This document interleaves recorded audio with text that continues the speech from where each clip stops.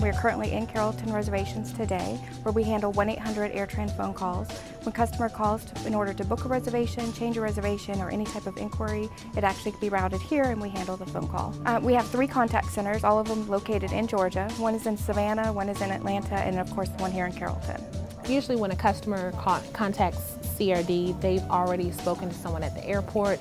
Oftentimes they've already dealt with someone on the phone in general reservations, and they call CRD because we are the solution. It's the last line of defense, right? I mean, the customer has traveled on us, and something, if it's a complaint, didn't happen the way it should have happened. So when they call in now, it's the last time they probably talk to an AirTran person before we can do something better for them.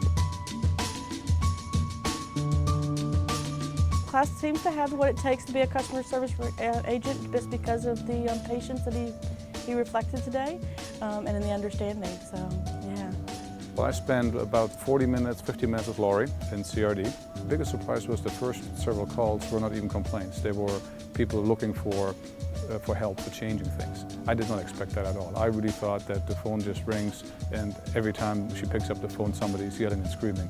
And the other surprise was the detective work that goes into it. You know, when you answer the email, reading the email, researching the record, trying to figure out, you know, why was the flight late, what was the cause of it, how late was it really, and then validating what the customer said, and then making a decision. The type of complaints that we get typically on a day-to-day basis reflect from baggage, all the way through to delayed flights, even just poor in-flight service. Everything a crew member does, either on the ramp or at the ticket counter or at the gate, on the aircraft, it affects that customer's experience. It is often a challenge to be able to maintain your calm. So it's very important as a customer service agent to make sure that you do breathe and you do listen and stay focused on what the passenger's telling you. They're upset over the situation. They're not mad at us. They're just, you know, had a bad experience, and we need to make that right. Well, perhaps for a day. I'm not quite sure for a career, but for a day I'll do it.